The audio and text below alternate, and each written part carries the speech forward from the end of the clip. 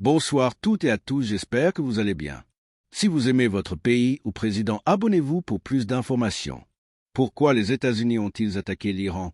En 2019, Donald Trump déclarait que l'intervention américaine au Moyen-Orient avait été la pire décision de l'histoire des États-Unis. À l'époque, il annonçait le retrait de troupes américaines en Syrie, près de la frontière turque. Pourtant, plus de 6 ans plus tard, le président américain a choisi d'intervenir de nouveau dans la région. Cette fois, il a lancé, aux côtés d'Israël, une attaque majeure contre le régime islamique iranien. Cette décision marque un tournant important. Alors, comment expliquer ce changement de stratégie? Pourquoi maintenant? Et comment Donald Trump justifie-t-il cette offensive? L'objectif ici n'est pas de défendre ou de condamner cette décision, mais d'analyser les arguments avancés par les États-Unis ainsi que les contradictions et évolutions observées dans le discours officiel ces derniers jours. Rappel du contexte. Le samedi 28 février, les États-Unis et Israël ont frappé l'Iran, visant notamment sa capitale et plusieurs hauts responsables du régime. Le guide suprême iranien, Ali Khamenei, figure parmi les personnalités tuées. Cette attaque constitue une violation du droit international. En réponse, l'Iran a bombardé des installations militaires américaines dans plusieurs pays alliés des États-Unis au Moyen-Orient.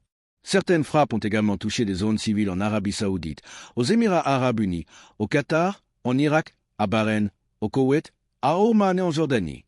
Israël est également directement visé et tous les missiles ne sont pas interceptés.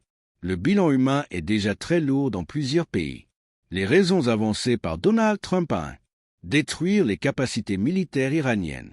Dans un premier temps, Donald Trump a expliqué que l'objectif principal était de détruire les missiles iraniens, l'industrie balistique et la marine iranienne. Plus largement, Washington et Tel Aviv cherchent à affaiblir l'Iran, qui soutient plusieurs groupes armés hostiles aux deux pays, notamment le Hamas à Gaza, les Houthis au Yémen et le Hezbollah au Liban. 2. La question du nucléaire iranien. La menace nucléaire constitue un argument central. Officiellement, l'Iran ne possède pas l'arme nucléaire. Cependant, dans les années 2000, des sites d'enrichissement d'uranium non déclarés ont été découverts. Ces installations peuvent servir à produire de l'énergie civile, mais aussi potentiellement des armes nucléaires. En 2015, sous la présidence de Barack Obama, un accord international a été signé pour encadrer strictement le programme nucléaire iranien, en échange d'une levée des sanctions. En 2018, Donald Trump a retiré les États-Unis de cet accord, estimant qu'il était insuffisant. Par la suite, l'Iran a repris l'enrichissement d'uranium. Cependant, il est important de noter que les services de renseignement américains affirmaient récemment encore que l'Iran ne construisait pas d'armes nucléaires.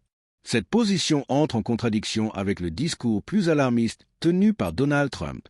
Par ailleurs, des négociations étaient en cours entre Washington et Téhéran peu avant l'attaque. Selon certaines déclarations iraniennes, un accord semblait proche. Les États-Unis n'ont toutefois pas confirmé cette version. 3. La menace imminente. Donald Trump a également évoqué une menace imminente contre les États-Unis. Or, le Pentagone a précisé que l'Iran ne prévoyait pas d'attaquer le territoire américain, sauf en cas d'agression préalable. De même, le président américain a affirmé que l'Iran développait des missiles capables d'atteindre les États-Unis. Pourtant, les services de renseignement estiment qu'il faudrait encore plusieurs années avant que cette capacité ne soit opérationnelle. Ces divergences illustrent les contradictions apparues dans le discours officiel. 4. Le contexte régional et politique. Plusieurs éléments peuvent expliquer le timing. Le régime iranien est affaibli. Ses alliés régionaux, comme le Hezbollah et le Hamas, ont subi de lourdes pertes. L'impopularité du régime s'est accrue après la répression violente de manifestations massives. Certains experts estiment également que Donald Trump aurait pu être influencé par le Premier ministre israélien Benjamin Netanyahou, qui plaide depuis longtemps pour une action ferme contre l'Iran. 5. Les enjeux économiques et géopolitiques. L'Iran fait partie des 10 plus grands producteurs mondiaux de pétrole et possède d'immenses réserves. Le pays entretient aussi des liens étroits avec la Chine, principal importateur de son pétrole. Une déstabilisation de l'Iran pourrait affaiblir l'influence chinoise dans la région. Certains observateurs évoquent également des considérations politiques internes aux États-Unis, notamment la volonté de détourner l'attention d'autres dossiers sensibles. Des critiques aux États-Unis. La décision de Donald Trump ne fait pas l'unanimité, y compris parmi ses anciens soutiens. Beaucoup rappellent qu'il s'était présenté comme un candidat opposé aux interventions militaires coûteuses à l'étranger sous le slogan « America First ». Cette intervention pourrait avoir un impact sur les élections de mi-mandat prévues en novembre. Évolution de la situation internationale. Plusieurs développements récents montrent que le conflit s'élargit. L'Espagne a refusé d'autoriser l'utilisation de ses bases militaires par les États-Unis. La Turquie a affirmé avoir intercepté un missile iranien avec l'aide de l'OTAN. Un sous-marin américain a coulé un navire de guerre iranien au large du Sri Lanka.